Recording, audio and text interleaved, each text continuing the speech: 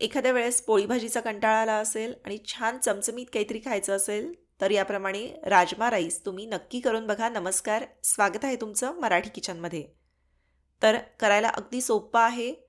One pot मीलचा एकाच कुकरमध्ये होणारा छान चमचमीत असा प्रकार आहे. हा तुम्ही टिफिनला देखील देऊ शकता.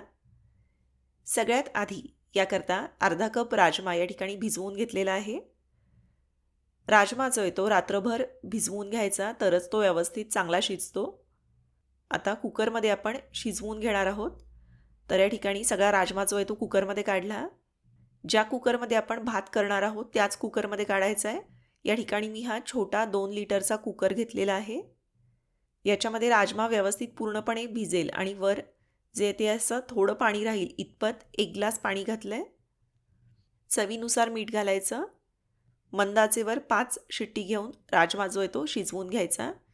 राजमा जर का छोटा असेल तर 4 शिट्टीत देखील शिजतो.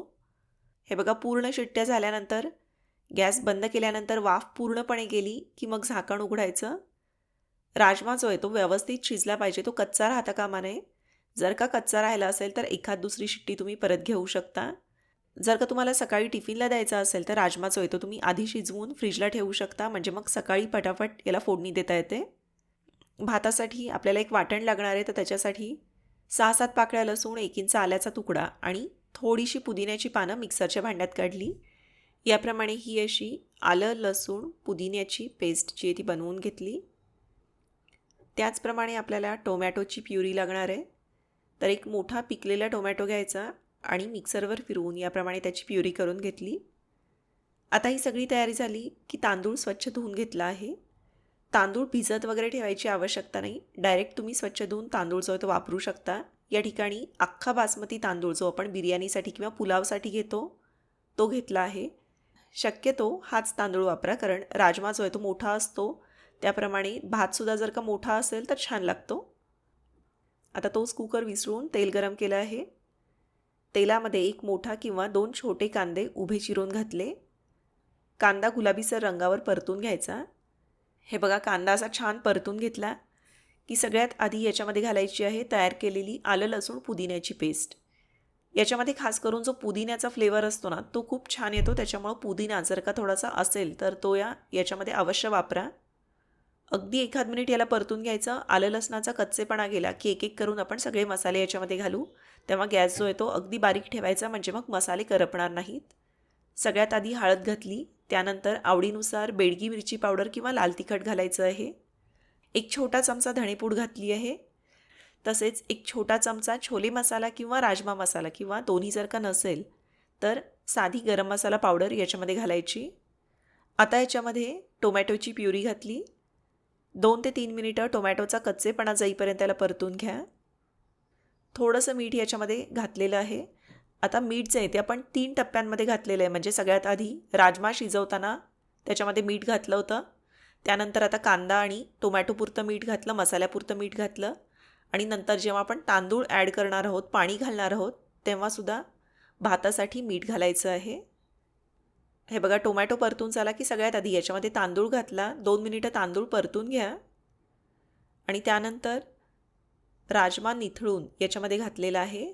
राजमा शिजतानाचं जे पाणी आहे ते टाकून द्यायचं नाही आहे, तर लगेच आपण भात शिजताना याच्यामध्ये घालणारच आहोत.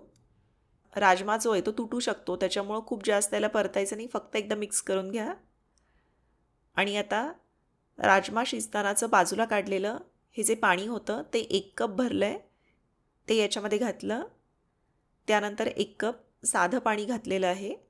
अशा प्रकारे जेवढा आपण तांदूळ घेतला होता त्याच्या दुप्पट पाणी याच्यामध्ये घालायचं आहे, कारण बासमती तांदूळ शिजण्यासाठी खूप जास्त पाणी लागत नाही, दुप्पट पाणी पुरेसं होतं.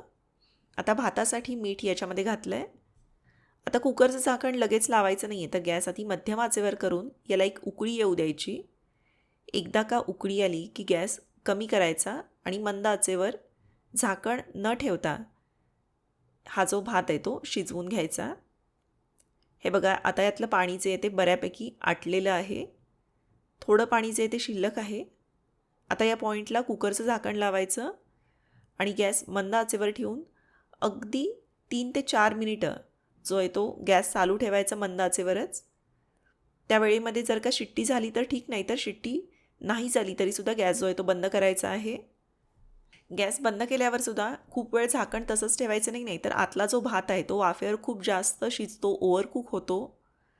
त्यामुळं 3-4 मिनिटानंतर असं काळजीपूर्वक वाफ जी ती काढून घ्यायची आणि मग झाकण उघडलं. हे बघा असा मस्त मोकळा आणि काहीसा ओलसर असा खूप छान असा राजमा राईस जो आहे तो आपला तयार झाला आहे. वरून बारीक चिरलेली कोथिंबीर घातली. अगदी पाहुणे जरी येणार असतील तर अशा प्रकारचा राजमा राईस जो आहे तो करायला खूप छान चमचमीत असा प्रकार आहे. याच्यासोबत बाकी डाळ वगैरे करायची आवश्यकता नाही. सोबत एखादा रायता केला तरीसुद्धा खूप छान असा बेत होऊन जातो.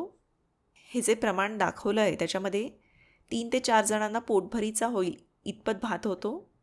हे बघा राजमाही भरपूर आहे, व्यवस्थित शिजला आहे. मसाल्यांमुळं टोमॅटोमुळं भातसुद्धा खूप छान चमचमीत ओलसर असा राहतो. त्याचवेळी तो मोकळा देखील आहे.